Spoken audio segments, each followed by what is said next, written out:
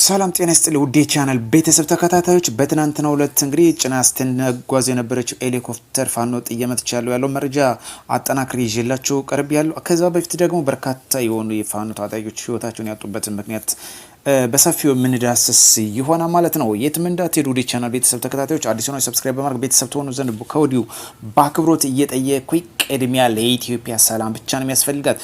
ሌሊት ሙሉ በሶሻል ሚዲያ ሲያጥለቀልቁት ያደሩት እንግዲህ ሄሊኮፕተር መተንጣል አርጂፒ የተባለ መሳሪያ ተጠቅመን እያለ ነበር። በተለይ በጎንደር ክሮቤል ጎቤ ተብሎ የሚታወቀው በሱ የሚመራው ቡድን ችን ሄሊኮፕተር እንግዲህ አርጂፒ ተብሎ በሚታወቅ መሳሪያን መትቼ ጣልኋት ብሏል። እነ ክሮቤል ከታማኝ ምንጩ ግን በዛሬው ዕለት ብቅ ብሎ ወጣን። እንግዲህ ትግስትና እውነት እየቆየ መብራቱ መች ይቀራልና ከተመተች ሄሊኮፕተር መቼም ሰው አይተርፍም ተብሎ ተስፋ ይደረጋል። በአየር ላይ ሄሊኮፕተር ወይም ማንኛውም ፕሌን ከተመታ የሰው ህይወት ከፍተኛ አደጋ ነው የሚያስከትል። ነገር ግን እስካሁን ድረስ በጉጉት ሁሉም ሲጠብቅ ነበረ። የሰው ህይወት ምንም የተጎዳ ነገር የለም። ስለዚህ እንደዚህ አይነት ውሸት አይናውጣ በሶሻል ሚዲያ ከምናዘዋወር በትክስት ብንጠብቅ ሁሉ ነገር አደብ እየገዛ እውነቱ እየበራ መምጣቱ አይቀርምና እንግዲህ መግለጫ እንደሰጠው የአማራ ኮሚኒኬሽን ቢሮ በጉርጎራ እንግዲህ በማረፍ ላይ የነበረ ሄሊኮፕተር የቴክኒክ ችግር አጋጥሞትን እንደነበር በችግሩ ምክንያትም በሰው ህይወት ያጋጠመ አደጋ ምንም ነገር የለም ብሏል። በማረፍ ላይ እያለ እንጂ በረራ ላይ እንዳለ የቴክኒክ ችግር ቢገጥመው ለማረፍ ቢቸገር ከፍተኛ ነው። ኢቭን 100% በሚባል ደረጃ የሰው ህይወት አይተርፍም ሄሊኮፕተር ወይም ማንኛውም ፕሌን አደጋው እጅግ ከፍተኛ ነው። እንኳን ተመቶ እነሶች ሊተርፉ ይቅርና ስለዚህ እንደዚህ ማስተባበያ መስጠት ወይም ተሰሚነትን ለመስጠት ለማግኘት የሚደረገው ጥረት እንግዲህ በዝን ያህል አይናውጣ የሆነ ውሸት እየተመለከትን ነው። ስለዚህ ክሮቤል ጎቤ የሚባል አርጂፒ የሚባል መሳሪያ ተጠቅሜ መትቸት እያለሁ በዝም የሰው ህይወት እንዳለፈ እየተባለ ሲዛወር ሌሊት ሙሉ አድሮ ነበር። እስካሁን ድረስ ግን ብልጭ የሚል እውነት አጣው። ሁሉም አደብ ገዝቶ ጸጥ ብሏል ማለት ነው። በጣም ከሚገርመው ደግሞ የዚህ በፊት ዩኤስኤ ቱዴይስ በሚባለው የተለቀቀ አንድ ሄሊኮፕተር የተከሰከሰበትን ቪዲዮ እያዘዋወሩት እንደዛ አድርገን መተን ጥለናን እያሉ ነበር። ያን ያህል ነዶ እንግዲህ መቼም የሰው ህይወት እንደማይተርፍ እውን ነው። ነገር ግን በዩኤስኤ ቱዴይ በሚለው ያ የተፖሰተ ነው። ስለዚህ እንደዚህ አይነት ትንሽ የተጋነነ ውሸት ከመልቀቅ እውነቶች መረጃ ብንለቅ ተጨባጭ ሆንላቸውን ብዬ እመክራችኋለሁ። ሌላኛው ጉዳይ በጣም ከሚገርመው ፋኖ ከፍተኛ ከሚባሉት ባይዘው ለፋኖም ለሸኔም ለህወሓትም አጠቃላይ ለብሔርተኛ አይጠቅምም። እንደዚህ አይነት ጎጠኛ ዘን የኢትዮጵያን የሀገርን ወይም ደግሞ የአካባቢን ኢኮኖሚ ከመጉዳትና ከማሽቆልቆል ውጭ ሌላ የሚያመጣው ትርፍ የለም። ነገር ግን እነዚህ ቁልፍ ሰዎች እንግዲህ ህይወታቸውን በማይሆን መንገድ ያጡበትን ምክንያት እያንዳንዳችን በእነዚህ በ2017 እንዲሁ ትንሾችን እንኳን አስቀንጭቤ ላስደምጣችሁ። እጅግ በጣም በሚገርም ሁኔታ ከትናንትናው ጀምሮ እስከ ትናንት በኋላም ያሉትን ሙሉ እስቲ የተወሰኑትን ላስደምጣችሁ። ስለዚህ እንደዚህ አይነት ኪሳራ እያስተናገደ እንደዚህ አይነት ማስተባበያ መስጠት ተገቢ አይሆንም። በትናንትና ጀምረን ከአደማሌ እንግዲህ ከፍተኛ አመራሮች ነው እንግዲህ ይዤላችሁ የቀረቡት። ከፍተኛ አመራሮች በስሩ በርካታ ታጣቂዎች ህይወታቸውን ያጡበት ሁኔታ አለ። ነገር ግን ከዚህ በፊት በ2017 ማለት ነው ኤልያስ አድማሱ የሚባል ዋና ይፋኖ የነበረ ህይወቱን እንዳጣነሰውሳለን አረጋ አለባቸው። እነዚህ ሁሉ ቪዲዮ በእያንዳንዳቸው እየተከታተሉ ሰራለሁ። ነገር ጠቅለል አድርጌ እንዲሁ ስላስደምጣችሁ አረጋ አለባቸው የሚባል አሁን ይሄ ፋኖ መሪ በዋና በመሪነት ሲያገለግል የነበረ ነው። ከፍ ያለው ደስ ሳይሆን ከፍ ያለው ሙልጌታ የሚባል ደግሞ እዚህ በፊትም ሰርቼላችኋለሁ።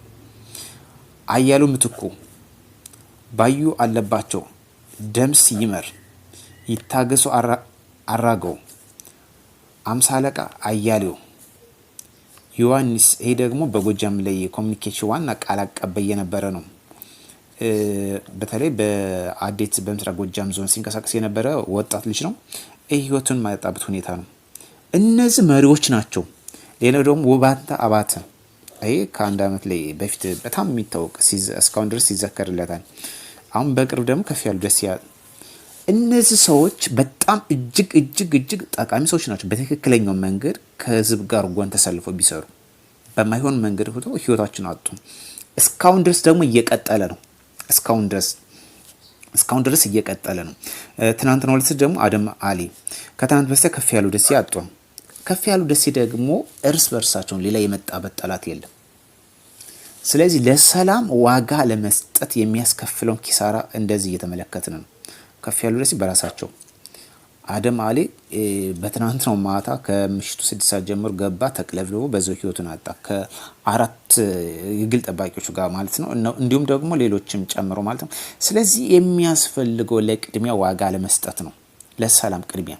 እነዚህ ሰዎች ተናበው መንግስት ጋር ከህዝብ ጋር ስለ ሰላም ውይይት ወይም ደግሞ ስለ ንግግር ስለ ድርድር ክፍት የተደረገበትን መንገድ ቢጠቀሙ የእነዚህ ሰው ህይወት በስራቸው ባይዘወይ እነዚህ በዋነኝነት መሪ በስራቸው በርካታ ወጣቶች ረግፈዋል።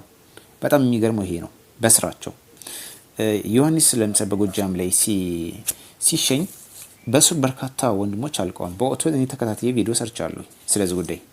ስለዚህ የሚያስፈልገው እንደዚህ አይነት ህይወትን ከማጣት ቅድሚያ ለሰላም መስጠት ነው።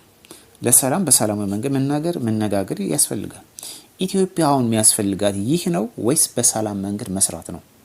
እኛ የድሃ የሚባል በሽታ ታቅፈን ሌላ ሰላም እጦት ደግሞ መሸከም የምንችልበት ጊዜ ነው ብዬ አላምንበትም። ስለዚህ ለሰላም ቅድሚያ መስጠት ያስፈልጋል። ዝም ብሎ ውሸት የወረደ ማስተባበያ ልክ እንደ ትናንት ነው ሄሊኮፕተር መተን ጣልና አርጂፒዲ በሚባል መሳሪያ የሚባል የፋኖ መሪ ክሩቤል ጎቤ በሶሻል ሚዲያ ሲለቀው መሸ። ሁላችንም አደጋ ገዝተን ስንሰማ መሸን። እስካሁን ድረስ ብልጭ የሚባል እውነት ጠፋ። የሰው ህይወት የተጎዳ የለም። ያን ያህል ተመቶ ያን ያህል ነዶ የሰው ህይወት አንድ የሚተርፍ እንደሌለ እሙን ነው። ይሄ ታወቀ ነው። ግን ከዚህ በፊት የተሰራ በኢሲኤስ ቱዴይ በሚባል በወደቀ በተከሰከሰ ሄሊኮፕተር ያን ሶሻል ሚዲያ አምጦ ማዛወሩ ተገቢ አይሆንም። እውነታም ደግሞ ሊኖረው አይችልም። ምክንያቱም እያደረ ስለሚታይ እውነታው እያደረ ስለሚወጣ። ስለዚህ በዛሬው ዕለት እነዚህ አመራሮች ለስራቸው ለዓላማቸው ገብተው እንግዲህ ስራቸውን እያከናወኑ ይገኛል። ኢቭን እንኳን እነሱዎች ህይወታችን ቢያጣ አገር ይፈርሳን ወይ የሚሉ ጥያቄ ደግሞ ማስቀመጥ ተገቢ ነው። ምን የሚፈጠር ነገር የለም። ምን የሚፈጠር ኢቭን እንኳን ከዚህ በፊት ዶክተር አምባቸው ህይወት ሲያጣ አማራ ክልል ሆነ ሚመራ አይጠፋም። ግን የነዚህ ሰዎች መኖር ትልቅ የሙያ አጋሮች ናቸው። ትልቅ ለሀገር የሚያበረክቱት ናቸው። ዶክተር አምባቸው ቢሞት እኮ ራሱ ነገ የሚሞተው ነው፣ ግን ለሀገር የሚጠቅም ነው። ግን ሀገር ግን አይፈርስም። በቃ ህዝብ ነው።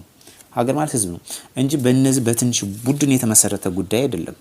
ሰፋ አድርገን ማሰብ ያለብን ነው እና በዚህ ብንረዳው መልካም ነው ብዬ አስባለሁ። እና በጣም ከገረመኝ እነ መሳይ መኮንን ሁሉ እንግዲህ ተቀብለው ሶሻል ሚዲያም ዩቲዩብ ሲዘግቡትም እየተመለከትን ነበረ። ይህን ያህል እንግዲህ አይናውጣ የሆነ ውሸት ሲዛወር ነበር። እንግዲህ ወይ ቪዲዮን ያጠፉታል አሊያም ደግሞ አደብ ገዝተው ዝም ይላሉ ማለት ነው። ስለዚህ ለእውነት ቅድሚያ ብንሰጥ እና ለሰላም እውነትና ሰላም አብረው የሚሄዱ ነገሮች ናቸው። ውሸትና እንደዚህ አይነት አመጽ የሚያስነሱ ደግሞ ስለ ውሸት የሚዘግቡ ሰዎች ናቸው። ስለዚህ ለእውነት ብንቆምና ለሰላም ብንቆም ሀገራችን ታድጋለች፣ አንጠራጠር። በሌላ ቪዲዮ እስክንገናኝ መልካም ውሎ